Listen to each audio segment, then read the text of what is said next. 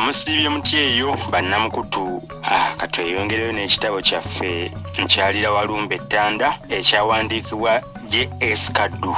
Jo twakomye tugenda ku ssuula egamba nti Akaalo Ntaana era we tugenda okutandikira. Akaalo kano bwe nasooka okukatuukamu kankuba encuku ey'ekitalo kaali kabi nnyo era nga tekasanyusa n'akatono. Wano nawali ng'otunula ku magumba. Luno nno ne ndowooza nti nno okukayitamu emirembe kunaaba kuwonga nnyo. Nga kyenje nkatuukiremu ddala nalengera ensozi empanvu ennyo mu maaso gange. Mu kaalo kano obukubo bwamu bwali butono nnyo era nga bugenda bwewagaanya mu mpampagama z'amayinja. Nakatambuliramu ddala ebbanga nga sirina kintu kyonna kiramu kyenkubyeko kimunye wadde okubaawo akabonero akalaga nti nnyinza okukirabako mu maaso. Nali simanyi kkubo lyenkwata naye kwe kumala gatambula nga ndaga eri agasozi gali ge nalengera. Buli wantu wonna we natuukanga nga tewali kanyego wadde empewo ekunta. Luno ne ndowooza nti nno eyanjalula esiridde. Naye nno mba nkyasiriikirizza ninnyene ku kiyinja nnengere gye nalindaga. Ne tugwekanya n'obusajja bubiri obwanzigya enviiri ku mutwe era amangu ago ne mmera n'olutiko. Mu bulamu bwange amaaso gange gaali teganjolekanga kintu kiramu kifaanana ng'obusajja buli. Obusooka nga bwaddugala ne buzimula, bwalina amatu ng'okumagalala gabukirako ag'akamyu.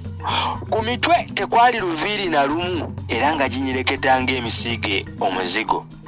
Kyokka entiisa gye nalimu teyaŋŋanya kubwetegereza bulungi. Nalaba sikyalina gatunuulira majjankunene kwe kutuula wansi era nenzibirira. Naye okugenda okuzituka awo nga ndaba lya mulere obusajja nga bubuze. Ne neewuunya obusajja gye bwabulira mu kabanga akatono katyo. Nalaba agatambula sikyagalina kwe kunoonya akafo akalungi mmale okussa ku kikkoowe. Wano obudde bwali butandika okuziimeera. Nalaba amayinja ageeyaliirira obulungi kwe nayegeka oluba okugenda okugolokoka awo ng'obudde bwakedde dda era nga bwetadde bulungi ddala.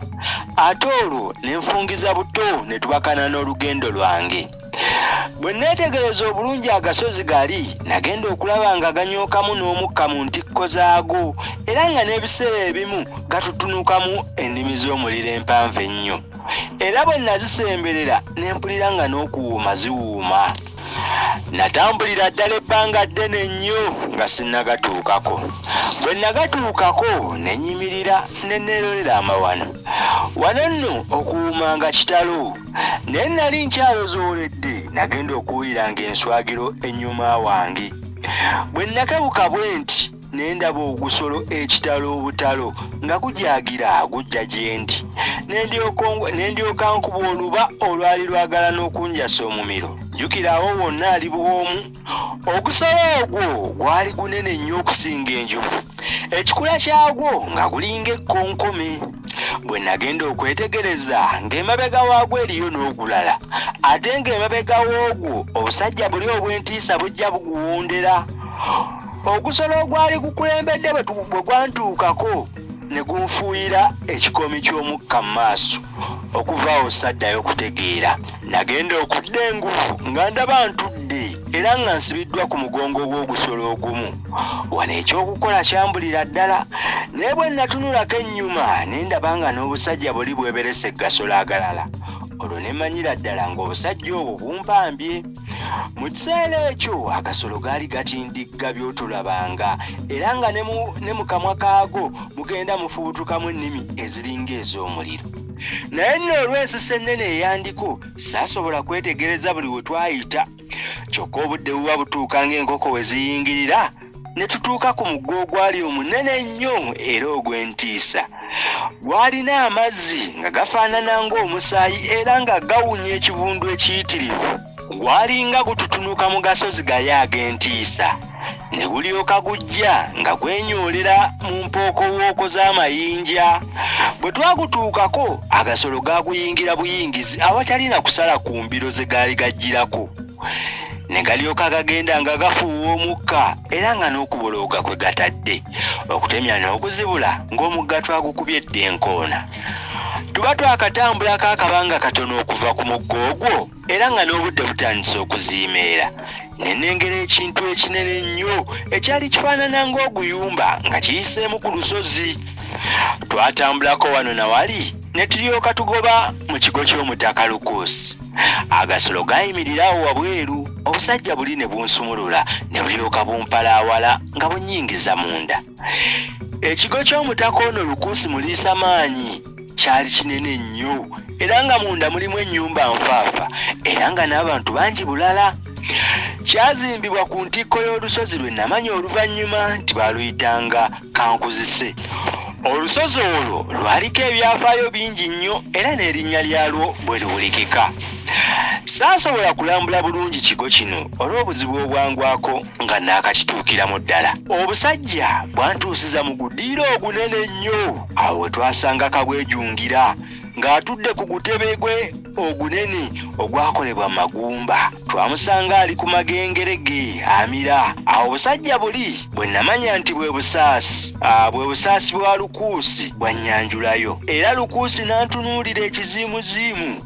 Lukuusi olwamala okukunkumula endeku ne bamuleetera omugwabi ate n'atandika okugutokosa okugenda okuvaawo ng'eriiso obutwakaavu limukirako eryanda. Omusajja ono nga yeewuunyisa yalina omutwe ng'obwekulungirivu gukirako ensuwa.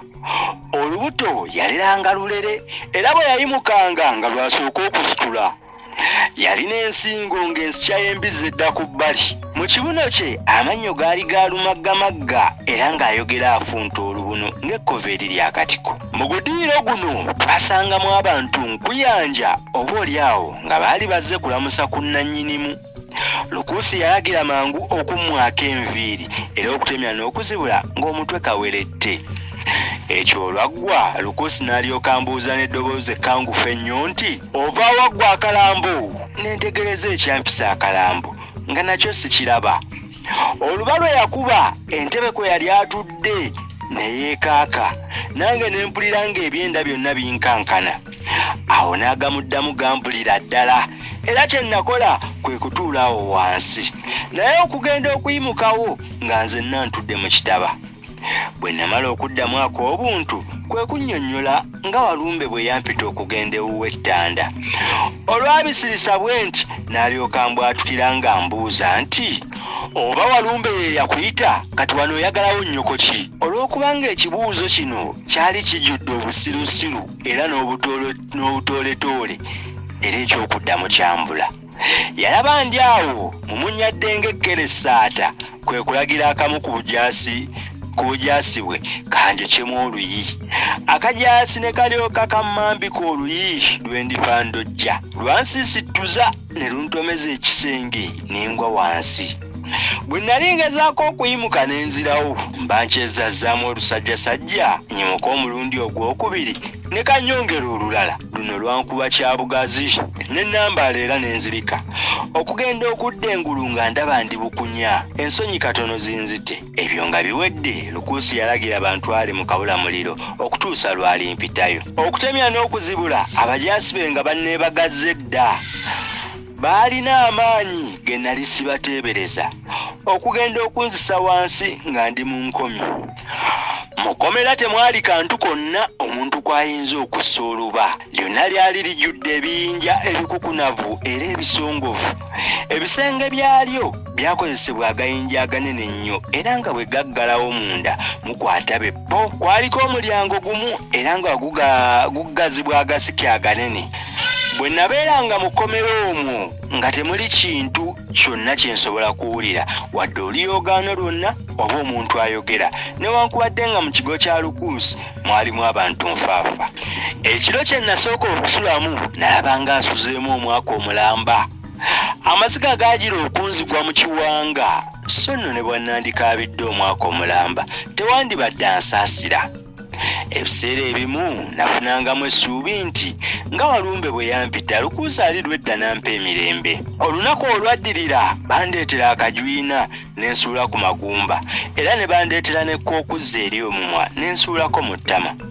Emmere baagireetera ku lugali olwali luyoola kalimbwe nenno olw'okubanga ekyandi mu lubuto kyali kifumba mutuku ebyo byonna saabifaako natoola butoozi mmere nga ndya. Mukomero omwo namaliramu ddala omwezi mulamba nga mbonaabona ntyo nenjulirira okudda ewaffe naye nga neryandeeta siriraba. Naye lwali lumu mu ttuntu nagenda okulaba ng'abajaasi bano nga bampala awala nga bantwala mu gudiiro guli ogw'entiisa mwe natuukira. Twasanga nannyinimu ateredde bubya era ng'eddiiro lyonna likubyeko abantu aba buli ngeri. Nannyinimu era yali ku mugwabi gwe ng'atokosa anti ng'eriiso limukirako eryanda ate nga mu kutunguka limukirako erya nawolovu. Twasanga abantu bonna basiriikiridde ku ludda gye nali ntunudde. Bwe nali ntambuza amaaso nendaba abawala babiri abaali batudde nga balinaanaganye. Kyokka nga baana bawala bali baalungiwa ne bazimula anti nga baamyuka ng'ettungulu. Baali bafaanagana nnyo era nga gy'obeera nti balongo. Bwe nabatunuulira nabo ne bantunuulira era nga bwe bamwenya. Naye baana bawala abo bantwala nnyo nno omwoyo. Omukwano muzibu ne woba mu nnaku ng'oli mu buzibu gwo gujja. So nno nga saalina kyakukola, nze mu kiseera ekyo nali nfuukidde ddala kalambo era nga nsigadde bugumba bwereere. Okuva mu kiseera ekyo ne nninda kufa kwokka. Okufa nno nandifudde naye nga simaze kubonaabona kwenkanaawo. Nali nkyali ku ebyo era ng'abantu bonna basiriikiridde. Lukuusi ne yeetoolooza amaaso ge mu bantu abaali awo mu ddiiro.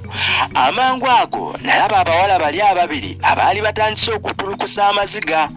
Ndowooza bambi baali bakaabira nze kubanga mu kiseera ekyo nali nfaanana nga kiri mululu era nga buli muntu yenna alina omwoyo omusaasizi ateekwa kunsaasira. Lukuusi yalaba abawala batandikidde ddala okulira kwe kulya mu ddama nti, "Mugamire mangu, mukaabira nnyamwani, kale nammwe mujja kufa lumu n'oyo omukunta." Olwo nno nze gwayita omukunta.